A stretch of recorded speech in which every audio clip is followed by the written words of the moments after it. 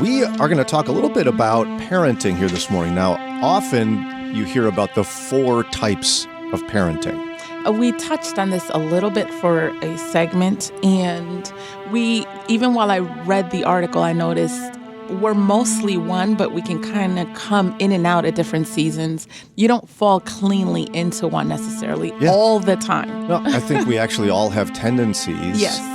And even as we try to process our own childhood, there's still some of dysfunctions that we've had from growing up that creeps into our own parenting. And because all parents are fallen, right? So our kids will say the same thing about us 20 years from now. And as we try to adjust from our parents' mistakes, we end up over-adjusting or neglecting something. Oh, yeah. But, when the Bible says to train up your child in the way they should go, doesn't that sound a little bit like boot camp? I mean, come on. What is that, Private Pile? Sir, jelly donuts, sir! A jelly donut? Sir, yes, sir! He sure does. Train up your child. And I'm training. Rod, you're being trained. Man. Spare the rod, spoil the child. So grab a rod, get in line. For real. Do what I say. Yeah. There it is. It's biblical. Yeah. Do you see how quickly that can become a problem? Yeah. Mm-hmm.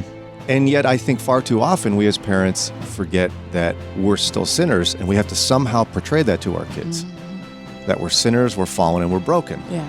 And we make mistakes. That's right. But as opposed to talking about those 4 styles in a common way, there's actually an interesting piece written by Gerald Sinclair where he says he actually thinks there's 6 parenting styles. And they have dramatic impact on our kids. And I love where he ends up as well, where there's clearly one that's healthy, and it may not be what you think. We'll get to all that here in just a minute. You know what we're about to do? We're about to get real. We're about to have conversations that Christians have behind closed doors, the scary ones, the ones that make you feel uncomfortable. That's where we're going. Why? Because we're family. Ustedes son mi familia. So this is the Brian and Jannelle podcast. She's Jannelle, I'm Brian, and if you don't want to miss anything, just hit that subscribe button. This is the Brian and Jannelle podcast.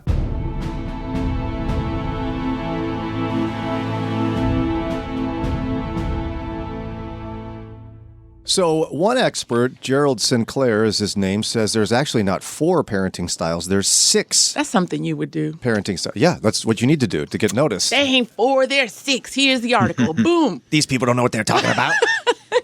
So let's take a look at some of these. Let's take a look actually at 5 of them, and I want to see what you think of them. Number 1 would be close to the authoritarian style, but it's the I'm always right parenting. Yeah. This guy says, as much as I wish this wasn't a thing, it is. There are parents in this world who want their children to think that they are perfect and can do no wrong. This can leave your child, as he or she develops, thinking that they're not capable of living up to their parents' standards and making them feel like they're not good enough. But at the end of the day, it's the parent, and I think it's easy to slip into this, where no matter what, you're right. And their children, what do they know? Nothing. Yeah. See, I told you. Yeah. I took it differently based on some of my experience early in life. So like I was a teenager. I've talked to my mom about it. Long time ago. Okay. And you can be like, my mother was not authoritarian at all. She was awesome. But so you can be like authoritative parent in a healthy way and not share your mistakes from the past. So it's not so much I'm right today on things that we're talking about or boundaries I set for you. It's not sharing, yeah, man, when I was dating, like when I was 16, I needed to hear that. When you were dating and the mistakes you made or rules from your mom that you broke. And so implicitly, like by mistake, she made me feel in that season when I was younger, like, yo, I can't even measure up because I knew the mess that I was. We've processed it, and as moms, we were just sharing with each other how difficult it is to share your brokenness with your kid because then you don't really know, am I giving them permission? Like, am I telling them, you're good, you can kind of break the rules because I did too? And so I see the fear behind it because I feel it too. But as a kid, I know what it did for me. It was hard to feel like there's no way I could be like my mom. Well, and I mean, the intensity of your parents' story of leaving Dominican Republic, Yeah. going to a new country, Yeah. learning a new language. You know what I mean? Yeah. It's hard to live up to that. Yes. Or like my parents just left Minneapolis and went to a suburb. Yeah. I mean, the challenge of that is It's significantly less. Yeah. Yeah. So that probably added some pressure to it. Yeah, it did, because then you also have to not measure up, but it puts pressure on you on, I did this to myself of like, I better make it worth them coming, you know? Yeah, Yeah. sure. But now- they didn't do that part. But I want to say that I'm always right. It's not just today. It's also, and I think this is generational. We've touched on this, where it's boomers sometimes and Ron. maybe older Xers feel the fear of, do you lose credibility when you share? Listen, I got my rules, but when I was your age, I struggled meeting my parents' rules. I want to know if that was hard for you, Ron. So does Jannelle. To admit I had mistakes. As a kid. would be While like, your kids were little. Oh, when I was your age, I did the same thing. If I had ever done those wrong, Oh, What a good boy. right. I talked a little bit about some of the things where I had broken the rules or whatever. I had one incident where I modeled right in front of them. We had a problem, and our bed frame had dropped. You know, the slats had just over time moved enough that one roll over at bed at night, you know, and it boom, Yeah. fell, and it woke us up. My wife more than me, because I was a pretty sound sleeper. And, The bed broke and you're still sleeping. and she's like elbowing me. The bed broke. You know, what are you going to do? And I'm like, well, what do you want me to do about it? You know, it's middle of the night. Go back to bed. Yeah. So she called me a name and left. And I must have said some words that were inappropriate to be said, because the next morning she was telling the kids about it and mentioned that, and they were like, oh, well, you know, if we do that, we get soap in our mouth. And I realized the spotlight was on. So I walked over to the sink and I put a healthy amount of dish soap on my finger and I rubbed it in there for a good long time. Did you? Exactly what I would have expected. Like if they had done that, I would have done this. So I overdid, you know, to prove the point that I'm not above the rules either. Wow. And How did they was respond terrible. to that, Ron? They laughed. They thought it was pretty funny, but I think they got the message too that, you know, I'm a subservient to the rules, just like they are. I don't just make willy-nilly rules. You know, and I think that's a wonderful example. And no one's surprised to hear Ron was a wonderful example to his children. But the I'm always right parenting style in this case, I think many of us hear it. We go, oh, yeah, it's terrible. Who does that? But then if I ask, think in your head the last time you told your children with specificity that on something that matters, you were wrong. Yeah. Yeah. Not like, who was that actor again in the movie? And you get it wrong? That Yeah. doesn't matter. Yeah. I'm saying something of significant measure Yeah. that with impact. And I think what Ron is saying is one of those. Like I did something that was wrong and I tell you not to do it and I did it. Yeah. I think a lot of people would struggle to think of anything. Well, how do you navigate that? I've heard enough of this in my life that I try to model it. Yeah. One of the big ones recently for Sarah and me, I fail at this a lot. And I have one kid who thinks, you know, that I think I'm good at everything and I don't do anything wrong. But Sarah and I had this philosophy that we really wanted to make sure that we had a boys' room and a girls' room in the house and then a bunch of shared spaces, even if we had enough room for everybody to have a space, or for most people. And the oldest three kids really wanted their own room for a lot of years. And we kept saying no. And for a lot of reasons I can't talk about, we ultimately decided we were wrong. And we sat them down, sat the oldest three kids down. I looked at them and I said, your mom and I, this was our philosophy. And I said, we were wrong. Ooh, did we record that? And we're sorry. I said we. No, well, yeah, I know. And we immediately made a change that day. And I helped them. Wow, we that's moved stuff good. all over the house to give them their own spaces and to give them rooms. And so I can at least look at that, but I feel like I should have done it more. I mean, yeah, I think none of us do it perfectly all the time. But there are a lot of, like, can you think of when your mom or dad, when you were a kid, looked at you with something of significance and said, I was wrong? No. I can't either. Not when I was a child. When I grew up. I'm talking about exactly. while you were under Yeah. their care up to age 18. Can you think of any? But I think it's for those who have good motives, most parents are doing the best they can, right? Oh, no, I totally agree with that. But I want to say, because even today you see it, we do this. It's a misunderstanding of authority and leadership. You know, we feel like, and then I mentioned credibility earlier. You feel like you lose that. You weaken your authority when you say, man, I messed up there. I'm sorry. Especially when it's something that you've told them. You know, to say, man, I don't even follow my own rules. And yet, here's the difficult part. We think we're doing great things because we're not sparing a rod and we're training up the way they should go. And yet we're missing this thing that we call the gospel that says that we're fallen people, that we're wicked sinners. Yeah. And that pride is what we struggle with. We're not struggling, oh, I'm so humble, you know. I was just thinking, so often we change in incremental ways based on new information that's brought to light, or, you know, changes in the child's character where we feel we can open them up to more rights and responsibilities. So things where you might look at it and say, well, you could have said you were wrong about that policy, or your position evolved based on new information that came about and new attitudes or whatever. Yeah. Yeah, I mean, I don't think it's always as dramatic as I was wrong, let's fix this. You're right. I mean, it could be just we're making adjustments because information is changing. Right. Yeah. But do you remember ever hearing your parents, Ron, look at you and go, Ron, little Ronnie? What did your mother call you? Ronnie? Well, when I was in trouble, Ronald Allen. Did they ever say we were wrong or I was wrong while you were under their care? Not that I can remember. And see, I can't remember that either. Jannelle can't either. And yet we all grew up in great homes too. So what I'm trying to say is that doesn't make you a bad parent, but I think a lot of us fail at this. Yes, we do. The I'm always right parenting.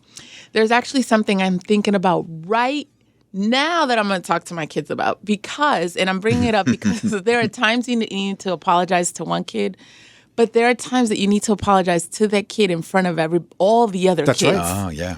And I failed at this and I'm going to tell him today.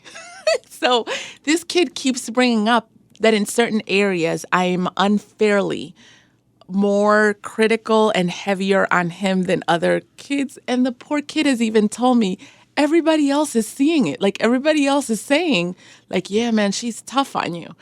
And I think he deserves a lot of it, but a lot of it, I know that he just rubs me the wrong way. And so I can see how I can come on harder.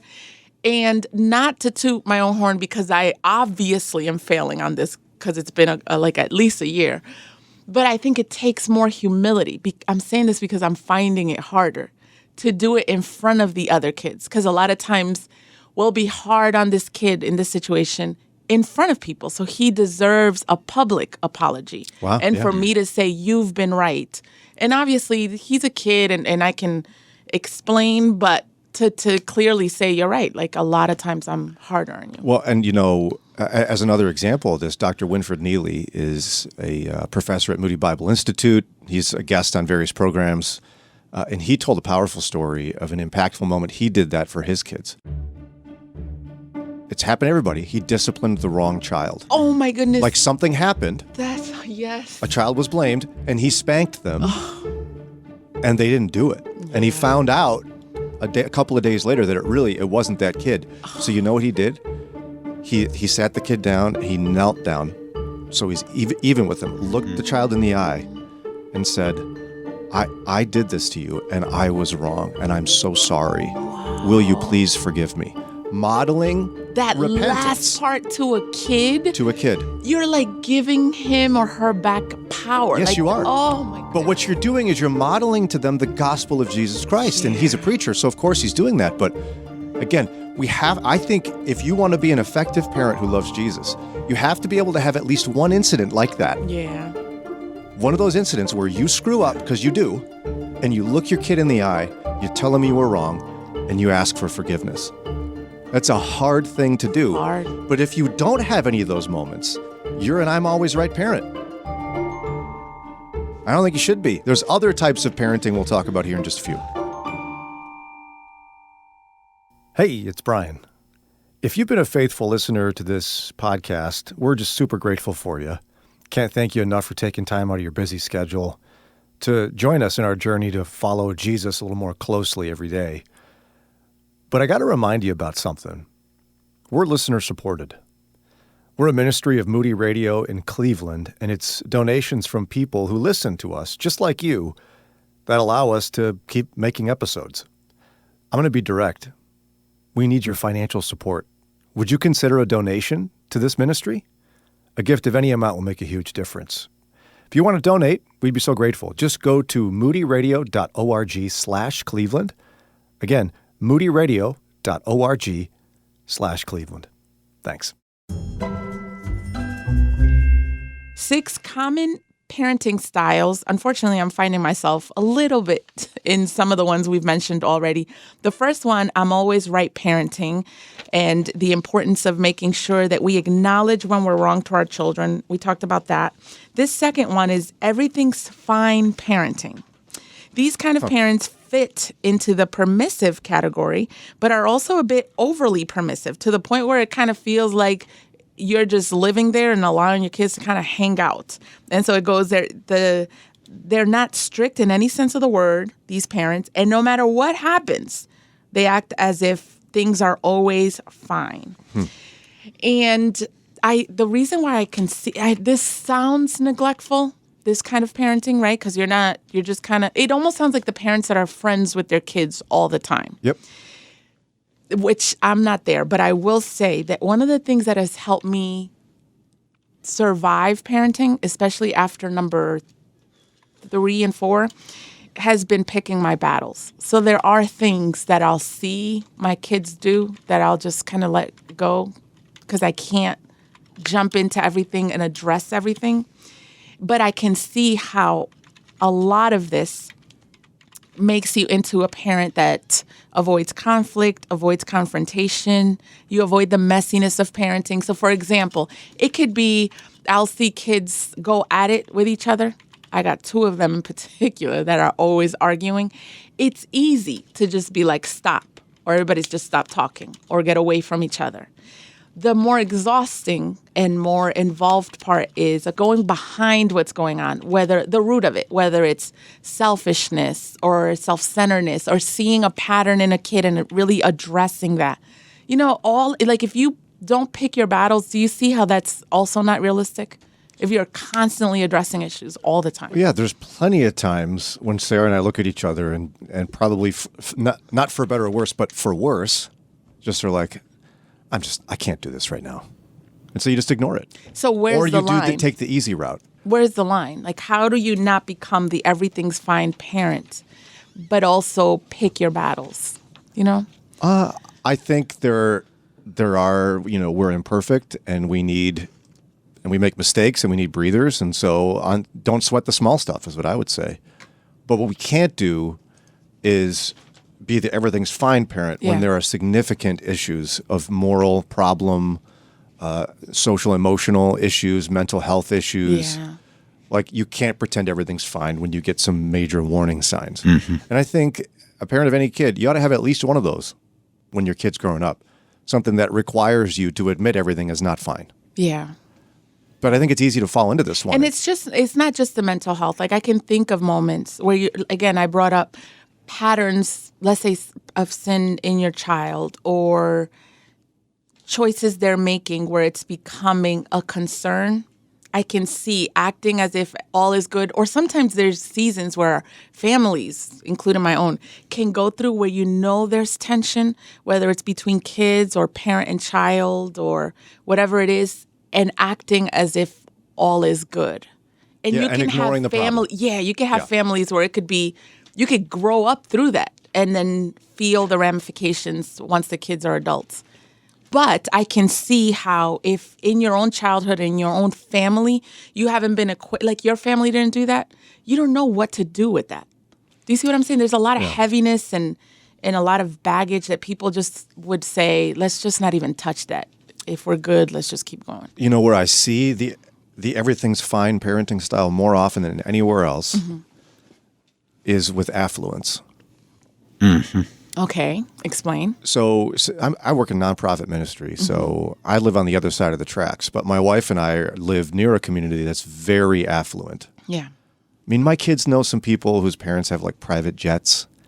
Like sometimes when I drop off or pick up my kids, it's like you have to look up to see the whole house. You know what I mean? It's like, yeah. it's just a mansion. But there's nothing wrong with affluence. Trust me. You can be a bold follower of Christ and have tons of humility and be super generous and still be wealthy. Okay. Yeah. Do you ever have to drive through the gate at the front of the community and then the gate at their house? Right. Yeah. Then you're just kind of like, wow, here I am in my rusty old car or my 12-passenger van going like, what am I doing here? But this tends to create a parent who's either very busy or is just able to give their kids whatever they want. Yeah. And so they're just so permissive that their kids are doing things, like really bad things. Yeah. But they're just like, whatever. Everything's fine. Look at my kids got everything they could ever dream of. There's a pool, there's a basement, they've got everything they could ever want. And yet my kids come and tell me about all the crazy stuff these kids get away with because the parents presume that since their kids, they can provide whatever their kids want, everything must be fine. Yeah. Because, you know, that comes from somebody who maybe grew up in poverty, said if I only had the things I needed and wanted, everything would be fine. Yeah.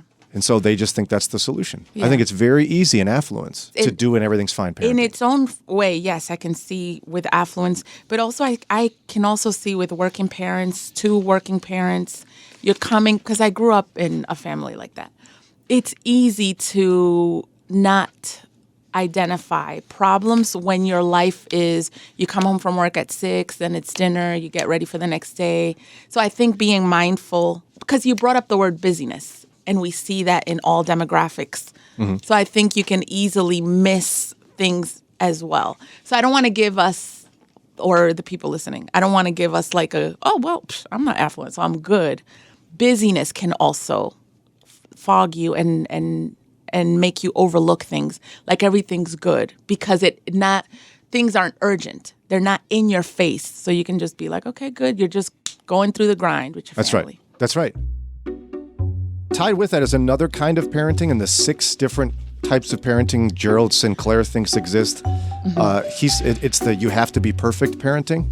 And I've seen this in affluence a lot as well. Oh, yeah. It's these kinds of parents want their kids to do everything perfectly and never make mistakes. They hold them to standards that leave them feeling inadequate and never able to please them.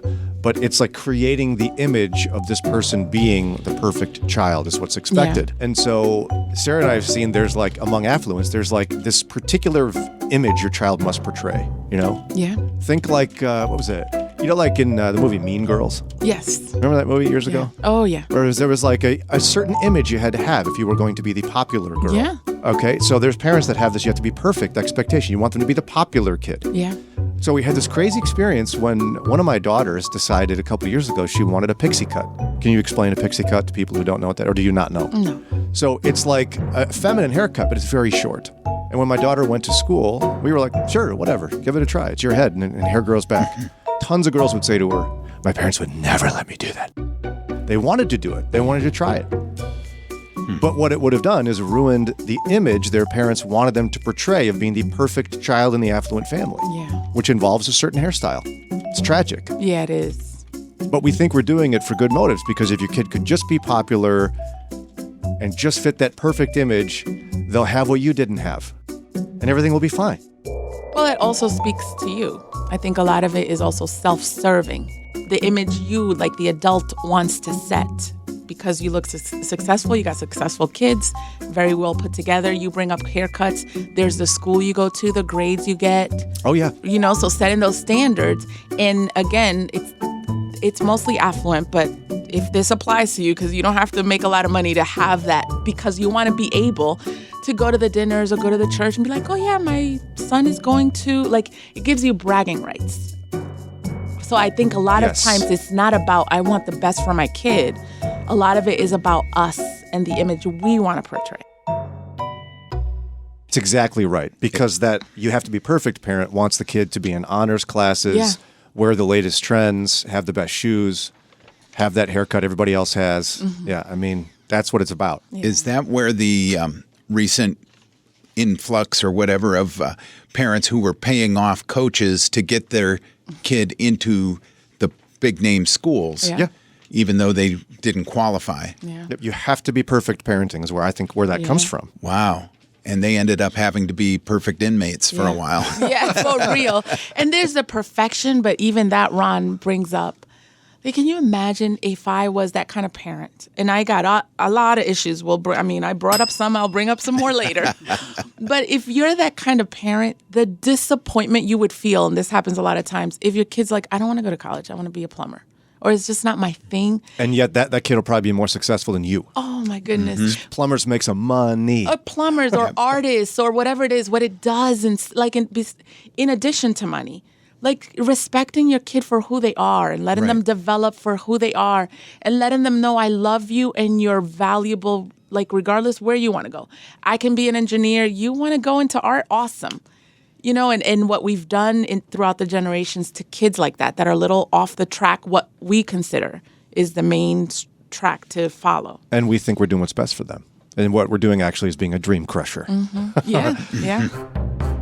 But whenever you see a list like this, you can tell there's one that the author shows you as like the best. Right. The best one. This was the one you should be.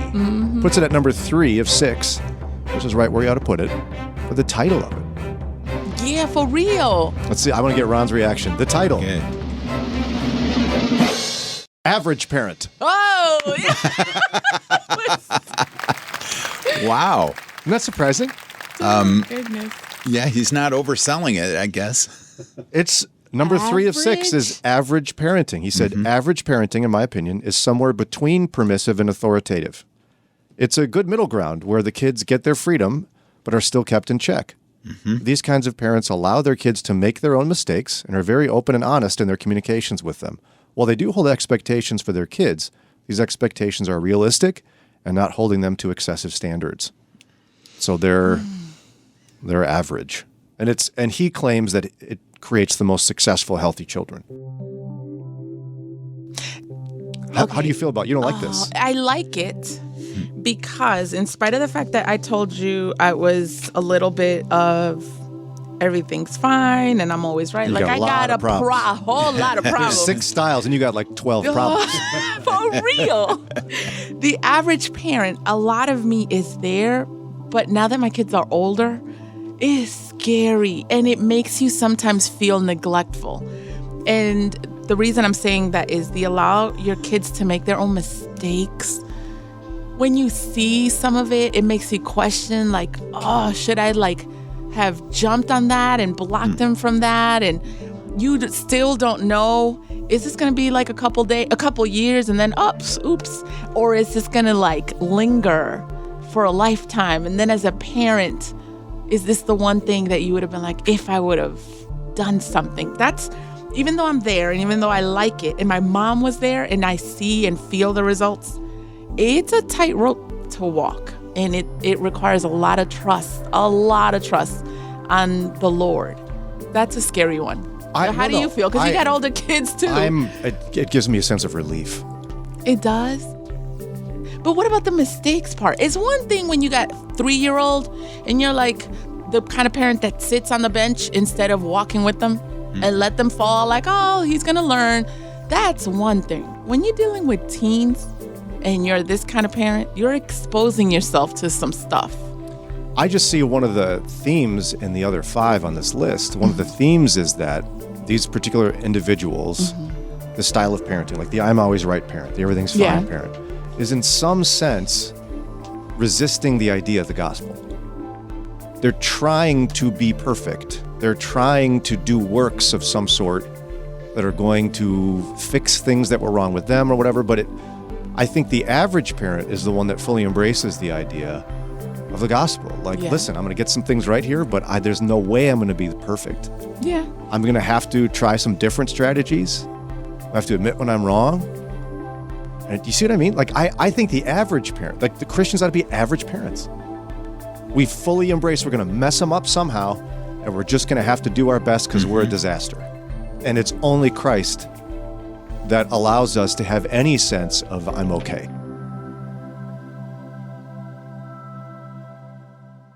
And even as believers, the acknowledgement and the embracing the fact that you don't have control. Because I think those other ones that you mentioned as well. It's about control. Right. It's the elusiveness of Yeah. you can control your kids, But you can't. You cannot, yeah. I mean, we even think we can somehow train faith into them. Mm-hmm.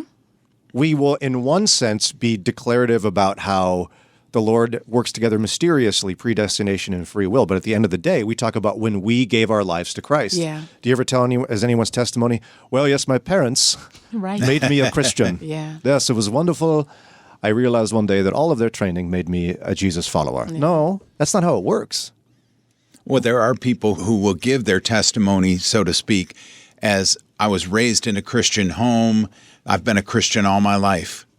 And not ever refer to that point in time where they realized that they were a hopeless sinner and needed Jesus to That's be right. saved. And they also don't bring up their sibling who isn't following Jesus Yeah. and was raised in the same home. Yes. Just See? didn't listen to mom true. and dad enough, I guess. That's true. So I would say Christians ought to wholeheartedly embrace the idea that we're average parents. Mm-hmm. Christ is perfect. We're not. Stop trying to be perfect. Stop trying to give your kids the idea that you are, because if you're giving your kids the idea that you're perfect or that they have to be perfect, you are working contrary to the gospel of Jesus Christ. Hey, hold up. Where are you going? You know you liked your time with us. You want more. So go ahead, look down, hit that button right there and subscribe, and you'll get updated episodes, and then you can hang some more. And guess what? You can help us out. How? A 5-star rating. Hello. You can also hang with us live weekday mornings from 6 to 9 a.m. Eastern Time. Download the Moody Radio mobile app, and you're able to connect with us. Or just go to brianandjannelle.org. And listen, we didn't put all this together all by ourselves. There's some great people behind this production. We want to thank Ron Eastwood, Kelly Ryder, Paul Carter, Mike Reynolds, Alan Perry, and our awesome and fearless leader, Josue Villa. And finally, this podcast is a production of Moody Radio in Cleveland, a ministry of Moody Bible Institute.